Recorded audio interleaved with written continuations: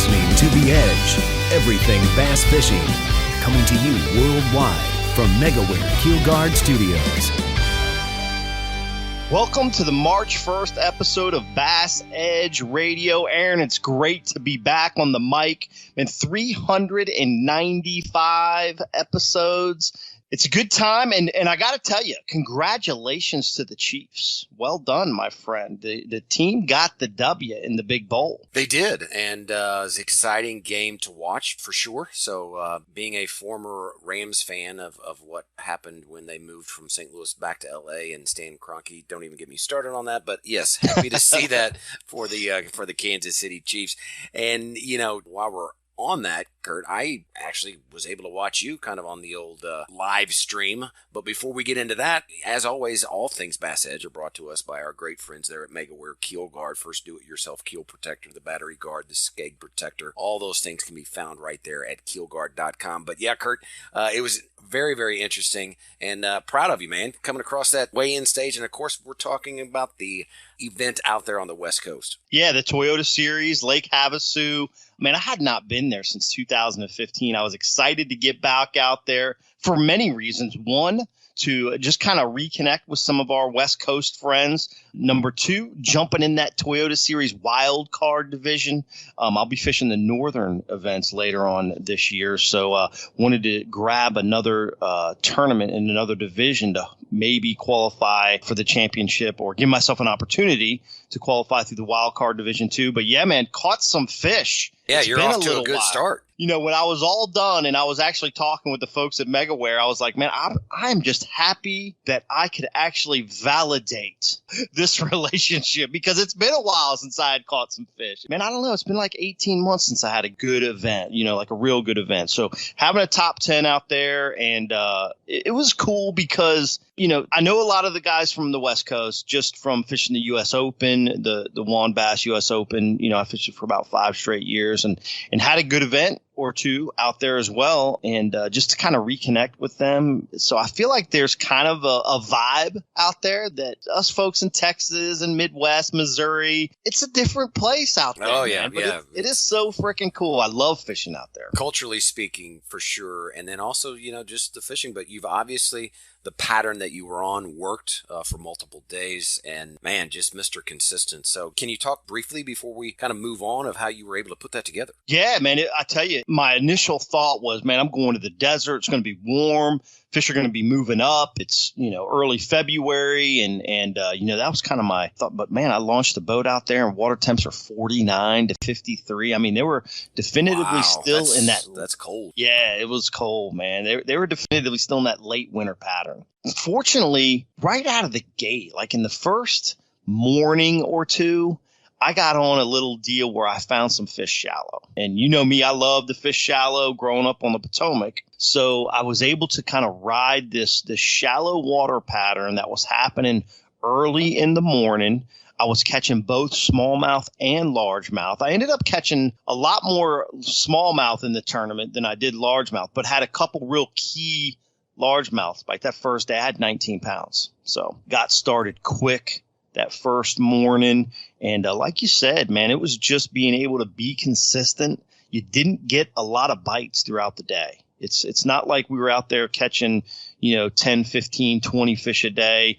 For me, I was averaging 6 to 7 bites a day. So wow, really took a mental focus as well then. Oh, absolutely. And that's kind of typical of cold water fishing. Unless you find them out deep, kind of grouped up. When you're fishing shallow, really, I thought those smallmouth were kind of in that pre-spawn mode. They wanted to come up, and they were up close to spawning areas early in the morning. But as the day would progress, they would kind of move off. It would get slick calm, and they would kind of move out a little bit. And it got tough for me every afternoon. But, you know, like you say, I was just able to push through and kind of, you know, key on 5 or 6 different areas and just kind of steady rotate. Those 5, I would usually be able to rotate at least twice throughout the day, and primary spots, which was 2 of those 5 or 6 areas were what I would consider like primary or a higher percentage places to get bite. I would go through those areas 3 times in a day. But Man, yes. Excited to get the top 10. Excited to kick off 2023 with a solid finish. And, man, I don't know what to say. Starting the year off, we'll probably get into this in the Angler Spotlight,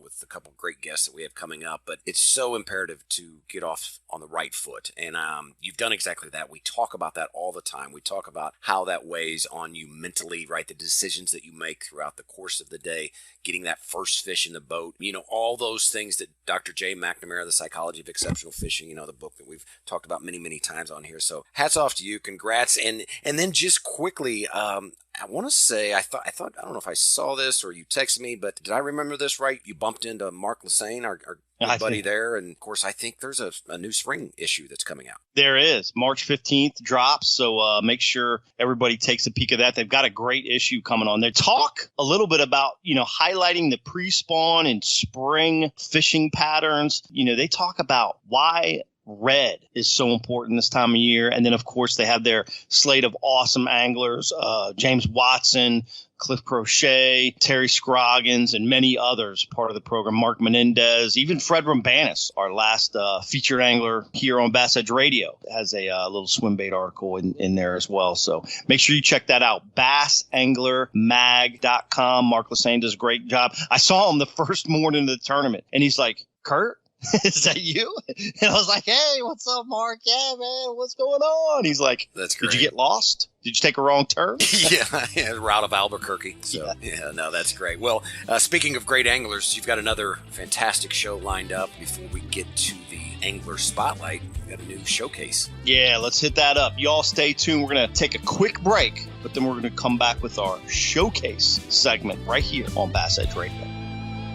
Nitro Performance Bass Boats. Get pro-level performance with the Nitro Z18, the official boat of Major League Fishing. The Z18, with its nimble handling and versatility, sports many of the features in the larger boats in the line, like a Guardian live well, a heavily insulated cooler, dual 8-foot rod storage, and our smooth and fast NVT hull. Every Nitro boat is laid out to do one thing very well: catch fish. Enormous front decks, up to 45 square feet on the Z21, allow maximum mobility when battling unruly bass, and feature low-profile gunnels for ease of skipping, pitching, flipping, or landing fish. Nitro Performance Bass Boats, pure fishing machines.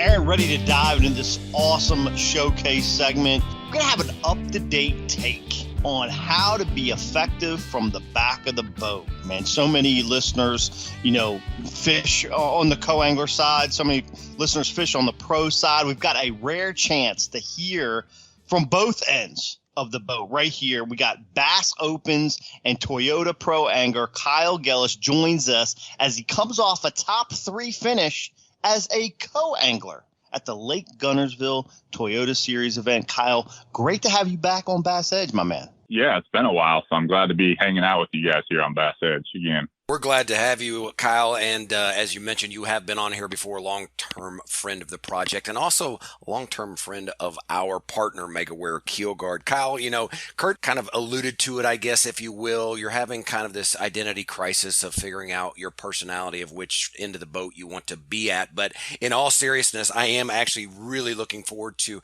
kind of diving off into that topic that Kurt had mentioned, just because it is a rare perspective of someone that can perform at the levels that you have from the front of the boat and also the back of the boat. But you're running a full-time schedule for the last 3 years on the road fishing. Do I have that correct? Yes. Yep. Past 3 years I've been doing this full-time and been fishing about 18 to 24 events, just depending on the year. So can you kind of dive off into, I guess, the participation on both the front and, the back end of the boat? Yeah. Ultimately, my decision to whether or not to fish from the front or the back comes down to a few different things. The first is, what's my goal for the year as an angler?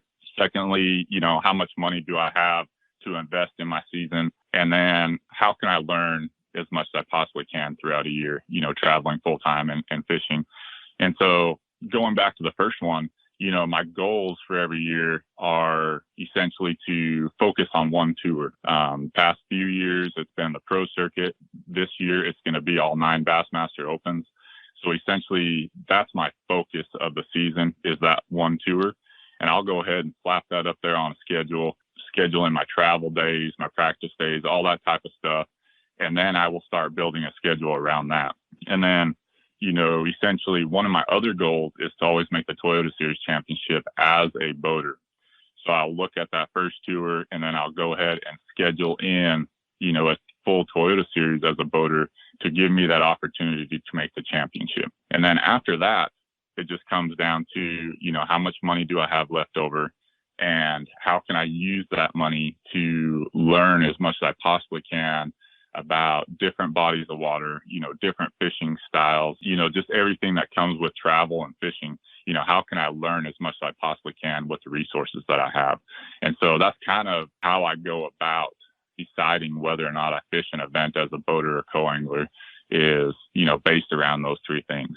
The coolest part about that, in my opinion, after hearing that process that you go through, is that so many times you talk to pro anglers, you being a pro angler, talking to many friends that I have out there, also, you don't see someone take advantage of this kind of time in between. And since you're on the road full time, jumping in some of these other events, like you say, to learn, number one, about the fisheries, just spend more time fishing, but then do it in a way that you can it's not like you're out there trying to learn other people's spots. You're just trying to learn the lake, see what they offer, see what they're about. But then at the same time, how does this person make adjustments, or what is their approach and how it would be different than mine? And then you can kind of, soak all of that information up like a sponge to just create the perfect Kyle. Right?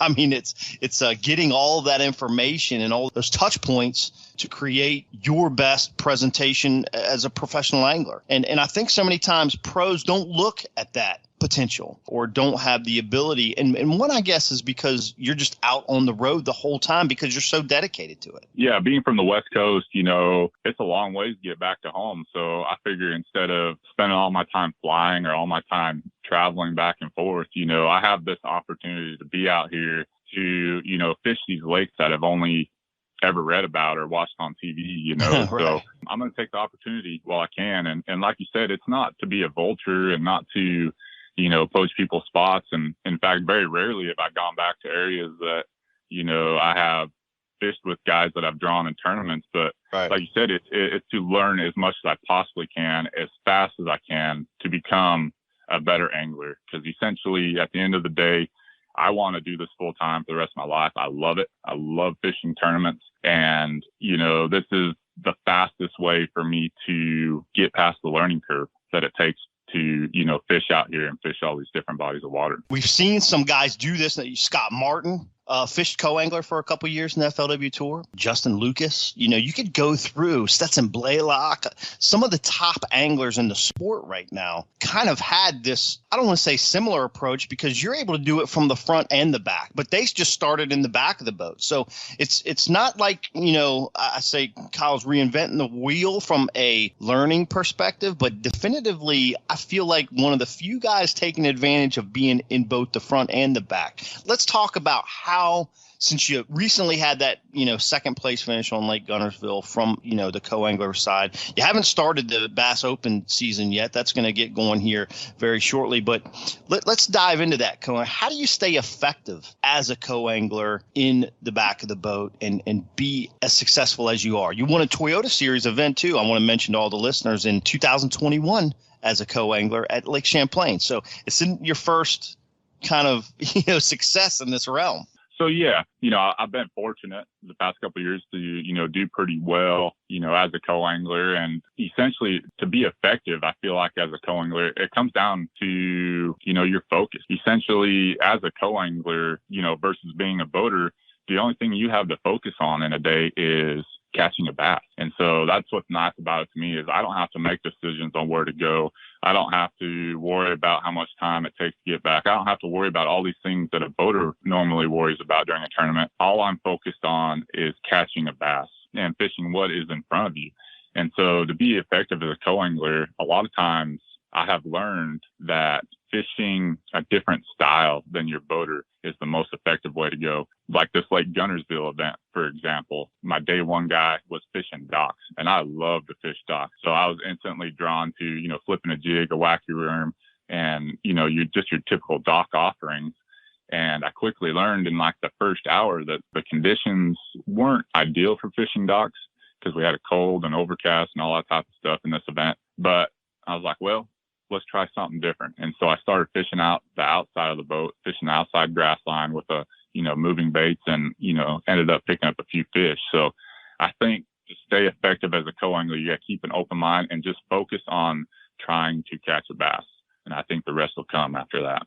Kyle, you mentioned, focusing on something different than the individual in the front of the boat when you're in the back of the boat. Let me flip that, because when you are trying to get a different angle, present a different bait, hit a different spot per se, what are the things that has really kind of transitioned to you and an improvement of your skill set when you are fishing from the front of the boat? Anything come to mind on that perspective? Yeah, one of the biggest things for me that I've learned the past couple of years doing it is angles, right?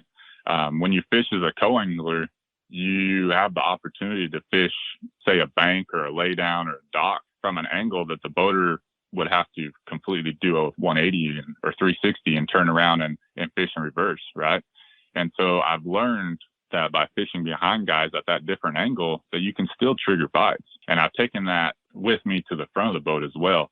When I'm fishing in some of these bigger events, if I'm fishing, an isolated piece of cover, I've learned that you can't just hit it from one angle and expect the fish to come to you. Sometimes you got to trigger them from different angles and, maybe use a different bait or whatever the case may be to trigger those fish. And so I think that's the biggest thing that I've taken away from being in the back of the boat is there's always another way to catch fish. Whether it's a better way or not, I don't know, but essentially there is another way to get a bite. Yeah, sometimes we get pigeonholed and just think, well, you got to throw a chatterbait or whatever, but then all of a sudden, right, make a couple throws with a spinner bait, or you make a couple throws with a plastic bait, and all of a sudden results change. Not necessarily that the chatterbait didn't work, but man, these other techniques are still viable, which is interesting. Yeah. Man, what are important lessons on being successful on both sides of the boat that you can share with the listeners? Let's start first on the co-angler side. I know we just talked about angles and bait selection, but let's start on the co-angler side. If there's that one deal that you feel like takes Kyle to the successful angler that he is on the co-angler, and then let's deal with the pro side perspective and one thing that you feel like is most important to be successful on that side of the boat. Yeah. I think on the co-angler side, the biggest thing for me is just focus on catching a fish and keep it simple. Every tournament, whether I'm a boater or a co-angler, I see these co-anglers that show up with like 37 rods and a tub full of tackle. And, I've had guys in my boats, bring that much, and it doesn't bother me none. In fact, I like it when I see it as a boater because I know that they're going to spend more time untangling the rod, going through tackle, all that type of stuff than they would actually fish, And so for me as a co-angler, I've learned just to keep it simple. There are baits that work everywhere you go.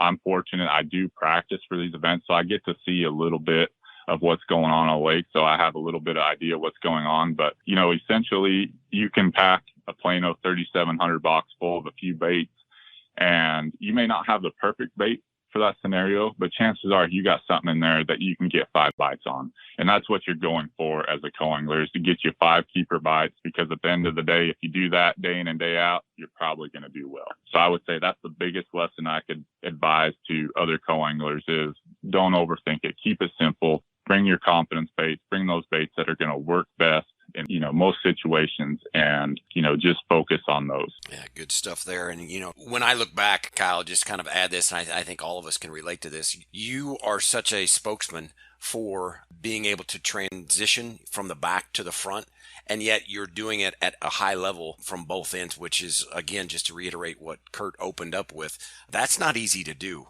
at one spot, let alone 2 spots in the same year. So again, congratulations. Really want to just kind of thank you for carving out time to share with us here on BassEdge Nation, and kind of a valuable perspective that everybody can take something from. Before we close down, any thoughts or closing comments? I think that's all I got. I appreciate you guys having me on. If you want to follow more about my season, you can follow me on my social media channels, Instagram, Facebook, at Kyle Gillis Fishing, or new this year on the Megaware website, I have a new blog series coming out, and I actually I don't know if I'm a good writer, but I'm a better writer than I am a talker. So, there's a lot of this perspective of just life on the road, fishing, everything that entails this whole journey. I'm going to put that into this blog and share it with you all. So if you're interested in, reading a little bit more about it or learning more about fishing in general, go check out that blog too. So I think you'll like it. Kyle, that's great stuff, man. We'll definitely be reading up on that. And you can find that at Megaware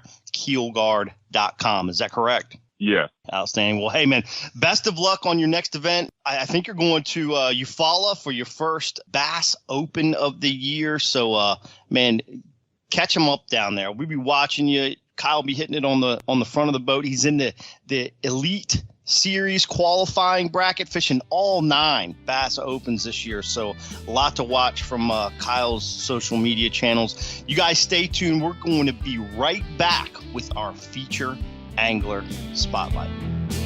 This is MLF Pro Circuit angler Nick Hatfield. This is MLF Pro Circuit angler Matt Becker. I am 2022 BASS Elite Series champion Drew Cook. I am Bass Elite Series Pro Brian New. This is Hill Country Hammer Guide Rick Harris. Stand by for more BassEdge Radio. Know the importance of protecting your investments, so why use anything else other than the original and toughest DIY keel protector for your boat? Megaware KeelGuard. Grinding sand, abrasive rocks, and concrete ramps are no match for our exclusive contoured edge and patented technology. Megaware KeelGuard keel protectors are made tough and made to stick. Their do-it-yourself installation takes less than an hour, providing the longest-lasting, most dependable keel protection for your boat, guaranteed for life. Developed specifically by boat builders offering the best keel protection in the industry. Also from Megaware KeelGuard, Skeg Guard, Flex Step Pro, and Pontoon Guard. So give your boat the performance edge. Put on the protection the pros pick. Megaware KeelGuard.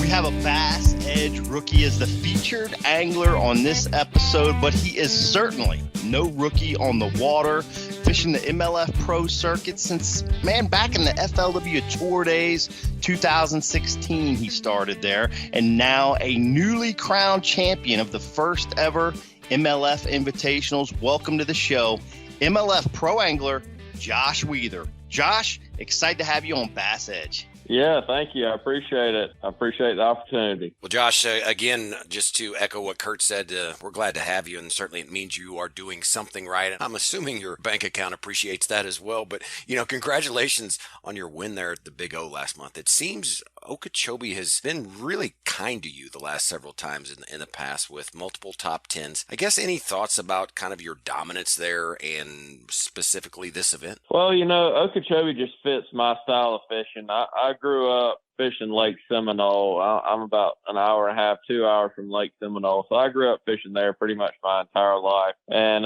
just for the simple fact of it's a shallow water grass fishery, it kind of resembles Okeechobee in that sense, so you can throw a lot of the same bait. And I kind of pride myself in being a shallow water power fisherman. So whenever I go down there, a lot of people get tied up into throwing the Cincos and slowing down and stuff like that. And I've been one that wants to stick to my guns and stick to what I love to do. And, as well as you don't get many tournaments in a year that you get to fish your strength. And whenever you can fish your strength, you obviously want to because you feel like you got your best shot at winning. And that's just really what I've stuck to down there. I've stuck to my guns, and it's helped me out a lot, but it's burned me a couple times too.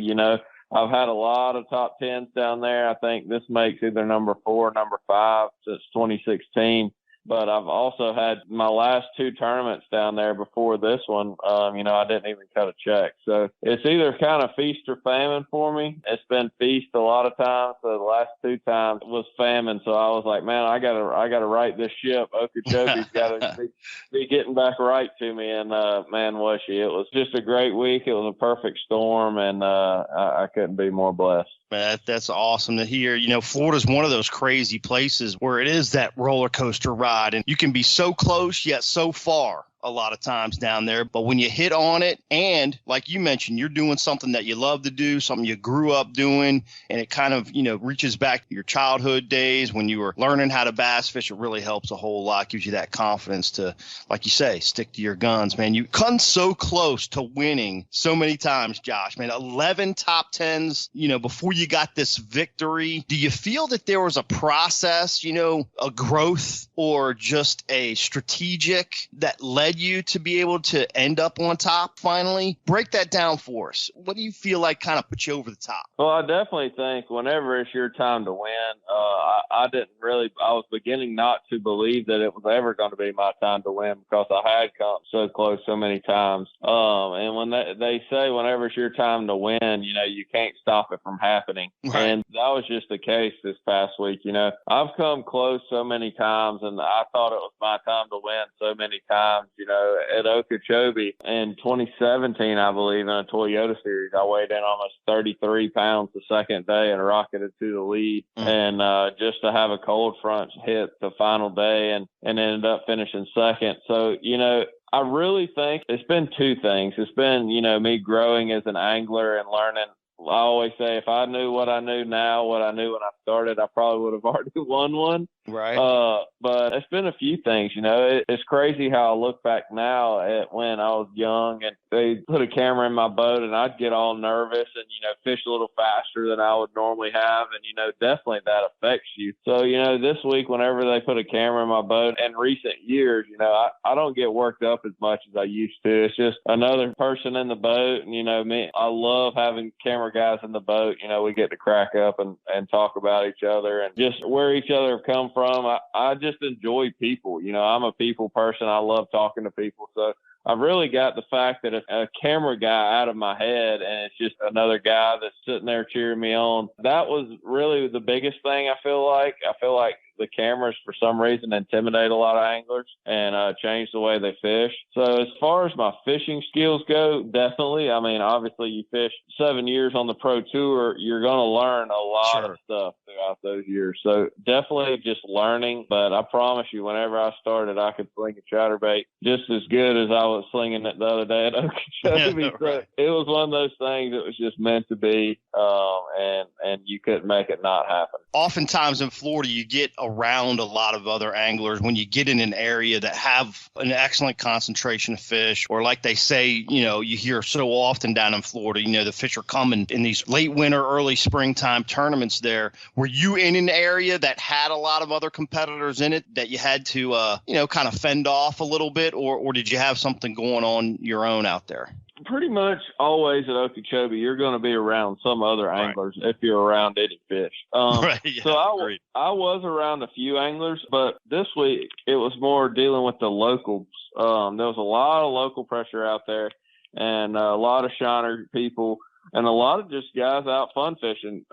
During practice, we'd come off of the first day of practice, the wind blew like 25 to 30 and it was somewhat of a cold front. And then day 2 of practice, it rained all day. So 2 miserable days. And then day 3 of practice was the first warm day and it was pretty warm. Our off day was really pretty warm. And then going into the first day of tournament, we had 2 warming days followed by, I'm going to say, a Florida cold front, which normally in Florida, those fish love a cold front to get them to start pushing up to spawn. And so just knowing that in the back of my head, I had a terrible practice, but just knowing that the females could be pulling up at any time, kind of left me with an open mind after my practice, which was a good thing. And so just, hitting a few different spots here and there until I ran into them. And I think I really kind of figured them out on the end of the first day when I ended up losing a couple fish. I lost 2 3 to 4 pounders and one really big one that I never could even hardly turn. If I could have landed them, I would have been steering the ship the right way after the first day instead of having to wait till day 2. But yeah, obviously I was around a couple guys. One of my good buddies that I travel with, Nick Hatfield, was in the same area. Ron Nelson, and then a couple other guys were in there. They were catching, 15 to 20 pounds. They were fishing, punching and throwing frogs and stuff inside of me, and I was just fishing where the fish were kind of like coming through a highway. You know, they were coming back in there to get in that stuff. You know, I feel like they were catching maybe the bigger bucks that were prepping for the females to come, and I was just intercepting some of the females.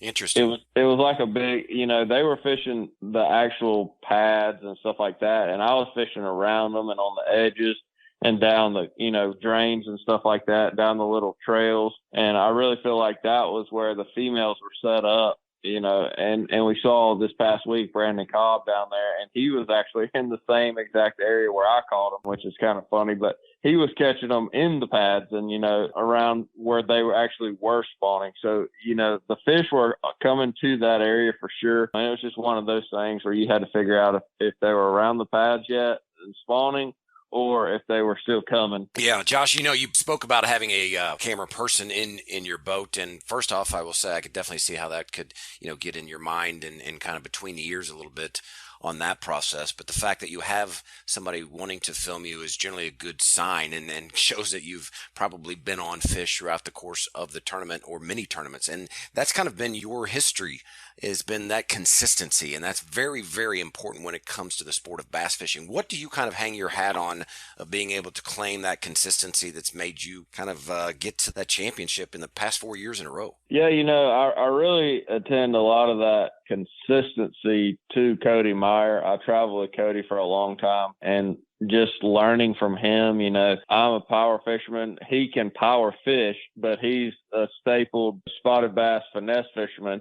And with Lawrence coming out with the forward-facing sonar as well, that, you know, helped somebody who didn't really know much about reading graphs and stuff like that to learn how to finesse fish and learn how to back up and punt on these tournaments that, you know, that aren't in your wheelhouse and that you know, you might not have the best shot at winning, where you just need to learn quickly throughout practice and or the tournament. Like, okay, I just need to back up and punt, and we're going from, you know, trying to win this one to try to get a check and get the points out of it. Yeah. So I learned that, 4 or 5 years ago. And, you know, obviously I've had a couple bad tournaments in there, but it's really been a good thing. And one thing that I like to try to do is that helps me is I find my pattern that I really want to fish in the tournament that I think, you know, has a good shot at doing well. And then I find a way that I can catch 5 fish no matter what. So I fish better whenever I have 5 fish in the boat. I fish slower. I fish more precise. I don't miss as much stuff. So my biggest thing is I try to get 5 fish in the boat as quick as I can and then go do my other stuff. Obviously, some tournaments you're not going to be able to do that in. But if I can, that's been my biggest thing, to try to go ahead and get 5 in the boat. Once you get 5 in the boat, you fish a lot slower. Or for me, I'm a lot calmer, and I just fish more precise and turn. You know, you're going to fish better in my mind whenever that happens. That's a great perspective, and cool that you're able to identify what suits your strength. Obviously, everybody has, you know, maybe Hackney does something a little bit different than Josh Weaver, but you've been able to identify what works for you. And that's probably the most important thing, because just everybody's different, you know, everybody takes things differently. So that's cool how you broke that down and really understood what helps you to fish more effectively and ultimately be consistent and catch better fish to finish high in the standings and make those championships. And when you're breaking down these patterns, let's talk about patterns that are coming up here in the month of March, you know, kind of that pre-spawn cycle. You know, the tournament scene now is going to move from Florida more into the, you know, middle of the southeast for like going to Clarks Hill. Then you got Lake Eufaula over in Oklahoma. Man, I thought it was interesting you said on stage, even though you're from Macon, I believe, right? You're out of Macon, Georgia. Yes, that sir. You hadn't fished Clarks Hill a whole lot, and hadn't, or maybe one time, I think you said back in your college days. But man, how will you break down this pre-spawn cycle that we're moving into, specifically one on a lake like Clarks Hill? It's a blueback fishery, and then what will be like a different different approach, if you would approach something differently when you go to a place like Eufaula and start, looking in that pre-spawn cycle? Obviously, these styles of fisheries completely different and also a lot different than Florida or Lake Seminole. Yeah, the beauty of this whole year, our invitational schedule, honestly, is whenever it first came out, I looked at the schedule and said, wow, this is a shallow water fisherman's schedule. I mean, you can fish the whole year on the bank if you want to and have the shot at winning or doing well in every tournament. And, a lot of my top 10s of my career have come in the first few tournaments of the year just because it's been pre-spawn to, spawn type deal. And I think that's just because the pre-spawn fish are a lot more aggressive and I could power fish for them, line, throw a crankbait, chatterbait, spinnerbait, just cover a lot more ground. And so that's how I'm planning on breaking down Clarks Hill and Eufaula. Obviously, we're at, it'll be good at Clarks Hill. It is a blueback lake now and it has a lot of spots in it. So you'll be able to find an area that you could, probably find some fish out deep still, some spots where you can go catch a limit pretty quick. Right. And then my game plan for there is probably going to be, running up either one of the rivers and trying to find some big largemouth. I really think, in recent years, they say that the spots have become real healthy over there and you can weigh 15, 16, 17 pounds of spots this time of year with them being fat and healthy. But, I'm really going to key in on the largemouth just because that's, I can fish how I want to there. Like I said a minute ago, you don't get fish many tournaments your strength. And so I'm going to fish my strengths there. Obviously, if I go throughout practice and my strengths aren't working, then I'll have to back up and punt and go do the spotted bass deal, out off the points and all that stuff with just our active targeting.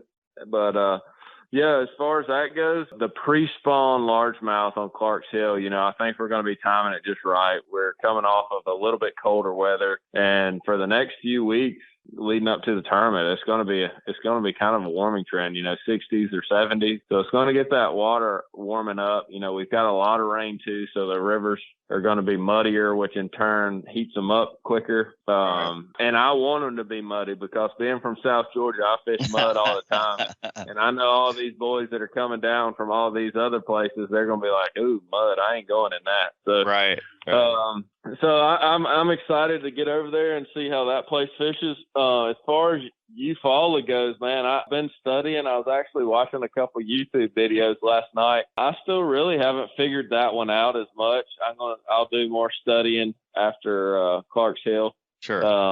And try to narrow it down a little bit. I think we'll be following that one pretty similar to how Clarks Hill is going to be fishing, just because it'll be a month later, but it's so far west. I really think we're going to be hitting that one, either spawn or heavy pre-spawn, just like we're going to be hitting Clarks Hill. So, I really feel like those two lakes will be fishing really similar. From what I understand, Eufaula is a big crankbait lake too. So I don't know, like I said, don't know anything about Eufaula, but the fact that, we're going to be hitting it that time of year and you can cover a lot of water to try to find fish, power fishing, I'm excited about that one too. Yeah, so I can hear the confidence flowing. Aaron, you picking that up?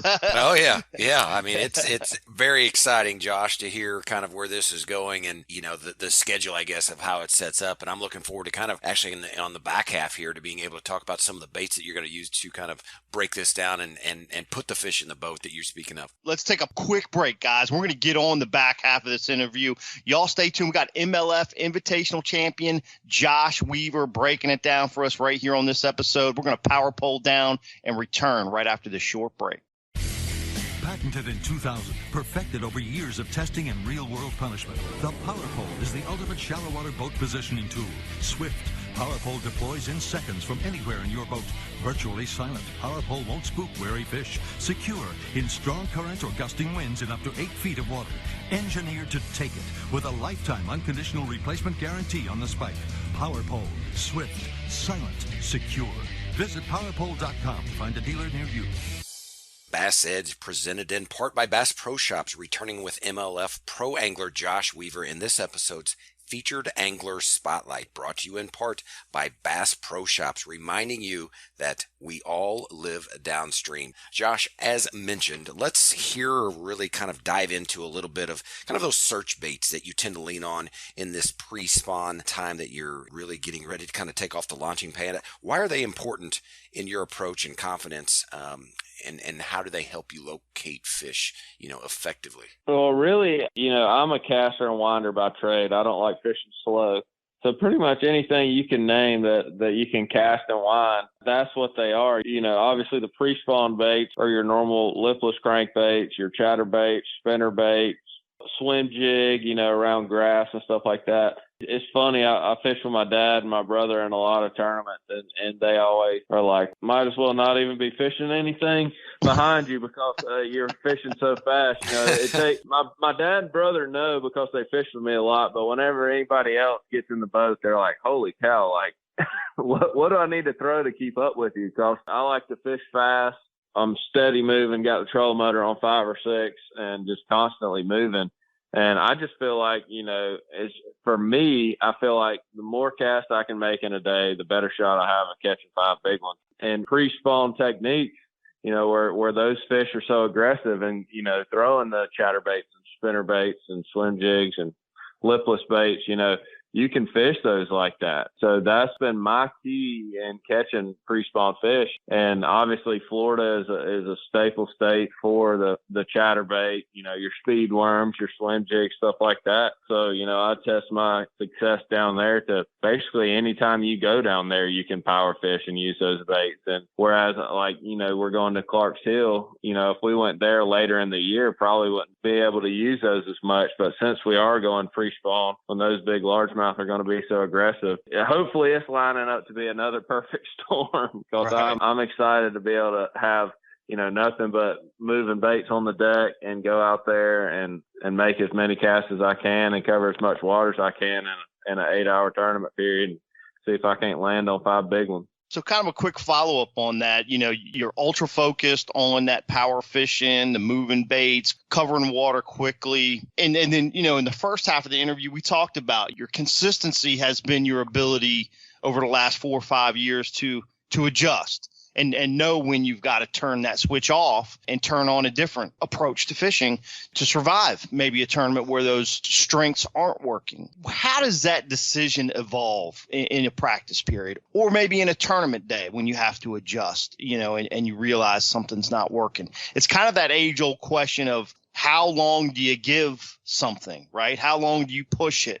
When do you decide to turn it off and go a different route? Can you talk a little bit about, do you have like a set time frame? Is it a situation that you see? Is it just long-term experience from fishing so many different lakes and knowing when to turn? What's your decision process in that? That kind of leads to the fact that, I try to have an area where I think I can catch a limit, like for instance, Clark's Hill, okay. I'm going to try to find a place that I can catch some spots. But, that also goes into practice.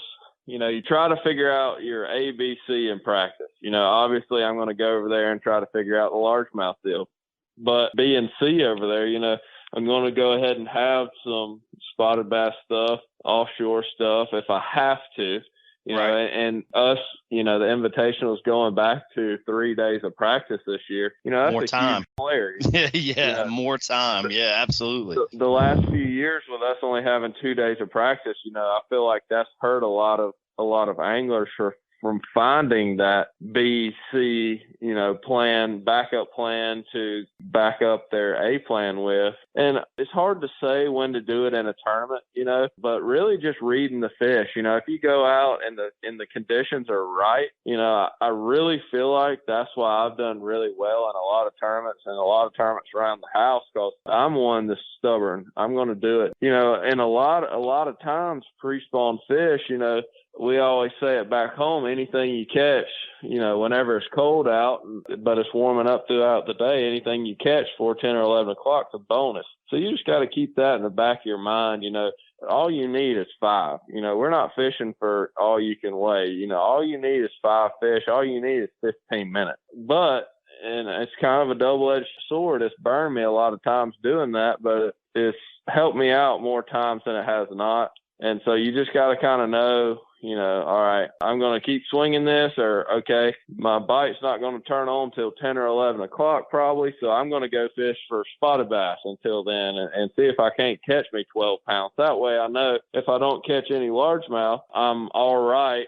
If I catch a big bag of largemouth the following day, you got to look at that where you don't want to lose it the first day. On day 2, you can swing more for the fences after you know where you're kind of at after the first day or the second day for that matter. So you can kind of swing for the fences more as the tournament goes on where you stick to your pattern, stick to your guns more. But day 1 of the tournament, you don't want to lose it then. You can't win it then, but you dang sure can lose it then. You want to try to get what you think is going to be, even if it's not your check weight, even if it's not what you think it's going to take to make a check each day. If you get close to it, but you didn't catch the fish that you thought you could catch, just for instance, I can't tell you how many times in Florida I've gone out and the wind, wind is my friend. I love the wind. But you go out the first day of the tournament and you got glass calm situation and you're like, dadgummit, I can't throw a moving bait. Right. They're not eating it. So you got to you got to throw a Senko around or a trick worm around and catch you a limit of fish, even if it weighs 12, 14, 15 pounds. But then, the following day you follow it up with 20, 25 pounds, you're golden. And if you are stubborn and just threw moving baits all day and didn't catch that the first day, then you're behind the 8 ball. So, you just really got to adjust to your tournament. If it's a one-day tournament, obviously I swing for the fence in every one-day tournament I fish. It's either win or lose for me, But as far as, multiple day tournaments and fishing for points and stuff like that, you really want to know your bite window, when you think your fish are going to bite. If they're going to bite in the afternoon, my biggest thing is, like I was saying earlier, you find a way to catch, even if it's not a limit. If you catch 3 or 4, then in the back of your head, the more fish you have in your live well, the calmer I get. And even if they're 2-pounders, for some reason or another, knowing that I have fish in the live well, knowing I'm going in the right way, that helps ease my mind and helps me fish everything a lot slower and a lot more precise. Well, that confidence, it all goes back to, again, just really, really, I've heard you say that a couple times now, and I can definitely see how that plays into what the next decision is, and decisions are so important when it comes to, the sport of bass fishing over the course of multiple days. I certainly understand and hear you loud and clear on the one-day event, but multiple days of how you guys make your living, very, very important on those decision-making processes. So I would like for you quickly, before we go to the listener question segment, what is the first pattern you look for in a pre-spawn, situation, and how does that lead you to your next decision? Because it's really, fishing is a lot like chess match. You said you've got to figure out, are they morning, afternoon? Where do you go from there? So can you give us a breakdown of that just real quick in a pre-spawn and where you start? Yeah, obviously your pre-spawn deal, you're looking for where they're going to. And so the great thing about pre-spawn a lot of the time is the fish are going to be coming to you. So, that was what I was saying, as the weather warms up throughout the day, they're going to be more and more pulling up. And, in Florida, you really just look for the, highways that are coming to the shallow water areas, the bays and stuff like that, where they're going to be coming to the clear water. But as far as like around where I'm from, you really look for the pockets, the first few pockets going into the back of big creeks and stuff like that, got deeper water close by that lead to the shallower water in the backs of the pockets and stuff like that. You look for the first areas they're going to pull up to.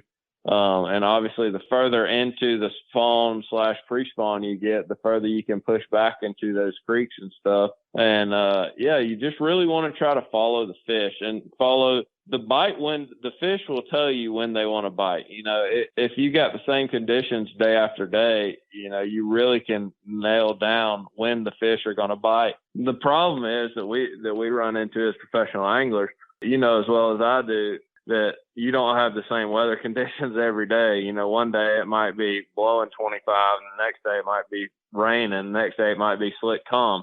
So, you really got to look at your weather forecast, and that's one thing I've learned in my career. You really want to look at the weather forecast and practice for the tournament more rather than practicing for the conditions of maybe say practice. If the wind's going to be blowing all practice, but you don't have any wind during the tournament, well, you got to know going into that tournament that you're going to be fishing some different baits than you were in practice, just because, fish bite different baits than they do when it's in the wind, rather than when it's slick calm. And, that's one thing that I look at. Like, fishing pre-spawn patterns is really easy to pick up on. One thing that I will say about fishing pre-spawn patterns is wind is your friend when it comes to pre-spawn banks. I can't tell you how many times that I've been running down the lake and I'm like, man, that pocket over there is getting wind blown in it right now. It looks good. I've never fished it. Run over there, and it's one of those things, you run into them. And more times than not, fishing off instinct whenever it's pre-spawn, whether the fish are really aggressive, is helped me out more than it's hurt me. Running around with a free mind and running into, situations like that. You're running down the lake and, like I said, you see a pocket, you see a lay down, you just see something and you're like, I'm going to go over there and hit that real quick. And it works out. And that's why I love the pre-spawn bass. They're so aggressive.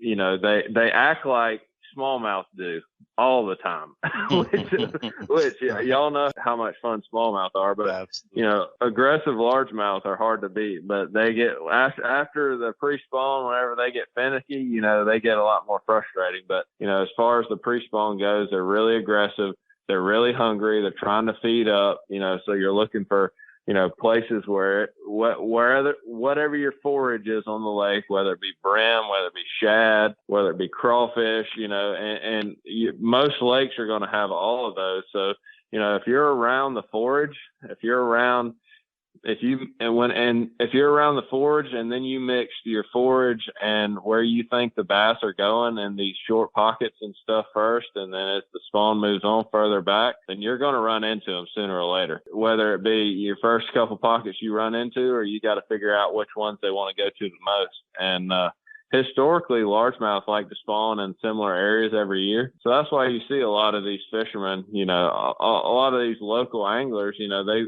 do well in tournaments the same year after year after year, same times of the year, just because they've been there their whole life. So they know where the big females like to pull up at. They know their bus stops coming up to everything, and they're just sitting there waiting on the bus whenever they come. So it's one of those things where once you figure it out, you can kind of run patterns like that throughout the whole country, just because, you're kind of used to where they're going to be pulling up at. And once you get that eye for whatever lake we're at that they're going to be pulling up on, then you're good and you can kind of run that pattern. Very cool, man.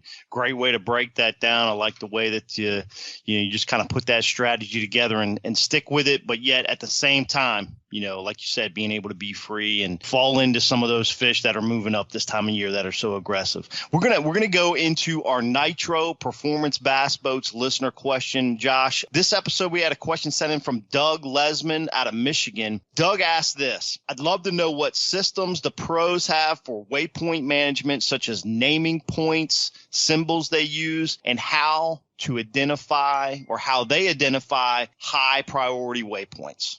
So, I really don't like to make a whole lot of waypoints, and at the end of the year, I go through and delete a lot of waypoints because, I can't even tell you how many thousands of waypoints I have in my graph. But, Lowrance makes it so easy with waypoint. They've got the click keys on the screen, and so I like to have I believe I got 3 or 4 different coded waypoints, and it all varies depending on the lake and depending on what other waypoints I already have on the lake. But one thing that I do love doing is I have 2 different grass waypoints. So I have a short, it's a short grass and then a tall grass on Lowrance, and I mark a lot of grass. The short grass tells me that the grass is not topped out, but there's grass there. And the tall grass tells me that there's vegetation above the surface. So, whether that be a mat, whether that be bank grass, it tells me stuff like that. And then, I love to put a heart on spawning bass. That tells me if one's spawning or not. And then I normally put flags throughout practice on my bites I've had. So that tells me, okay, I can zoom out on my off day of practice and tell me, where all my bites were. So then I can kind of like, okay, and this, I will say this has been a big thing for me. In 3 days of practice on a lake as big as Clarks Hill, I'm definitely not going to be able to fish the whole lake, even with 3 full days of practice. But what I can do is after my practice, I can zoom out, see what bites I had, and see, the contour of the pockets and everything. And I can look around the lake. And what I like to do is if I see something that looks similar to it that I haven't fished, I'll go to that pocket, that bank, whatever it might be, and I'll put a question mark on it. And whenever I see a question mark, I know that I haven't fished there, but it looked good on everything else. Everything told me that looked good. I just haven't fished there yet. And as soon as I go there and fish it, if I catch them on it, I'll put a waypoint on it. If I don't, I take the question mark down. So that way I know that I fished it. So I don't ever leave a question mark up. So I have a few different little waypoints that I use. Obviously I have, certain places that I put, start and stop signs on stuff. But I kind of keep it plain and simple, but I will say that little deal with whenever I put the flags as my bite, and then, on my off day, be able to zoom out and study the map a little bit and try to figure out a couple other places. If you catch a big bag, to try to expand your area so you're not burning up your fish, or if you, fish it out and you need it for day 3 or day 4 for that matter.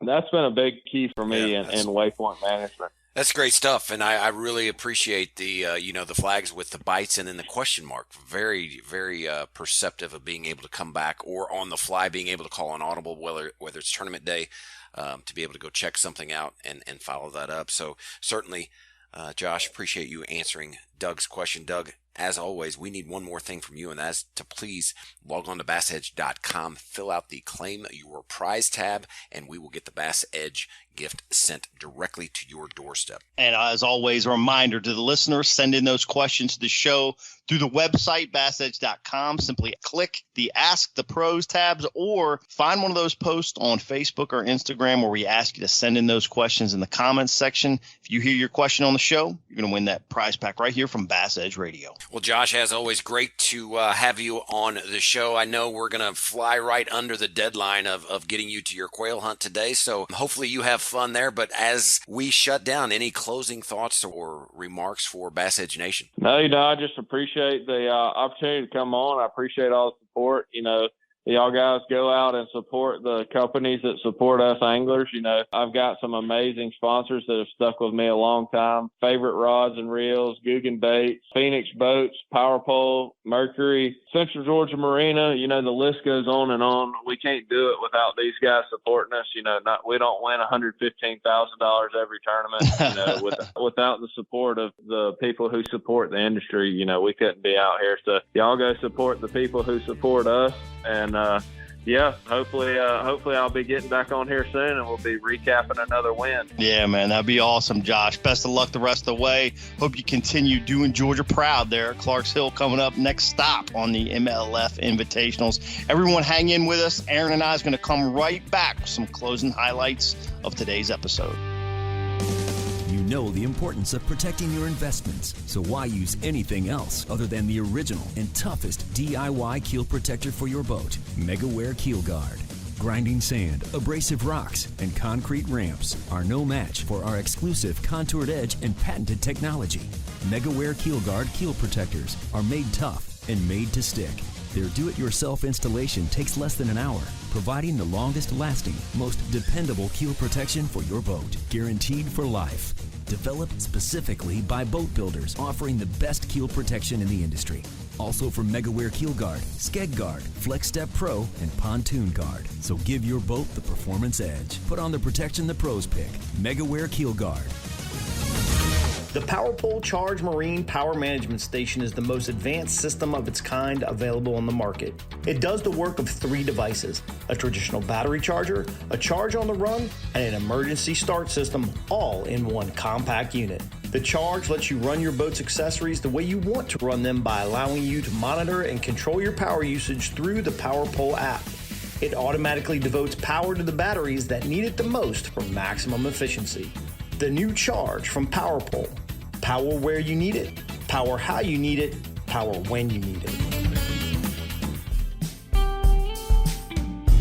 Kurt, always great to hear from a first-time guest on BassEdge Radio, and that's certainly with Josh Weaver. Did a very good job. Just a couple things to throw out. He spoke a lot about following conditions, kind of selecting that right bait for the conditions. I think one of the things he mentioned, with regards to like setting a question mark and then noticing that maybe wind was blowing on one of those places that he maybe didn't practice in, but would go in there and kind of check that out, and lo and behold, he could actually get on them. Yeah, clear that in this pre-spawn behavioral pattern, which we're approaching here in a lot of the Southeast, this March 1st episode, is keeping an open mind. Things change frequently, but I also liked how he mentioned that he starts in those first short pockets of every, major artery of the lake, right? So he's looking for those fish because he's a shallow power guy, that are coming up first from those wintertime haunts, either the heavy or the deeper creek channels in the major tributaries or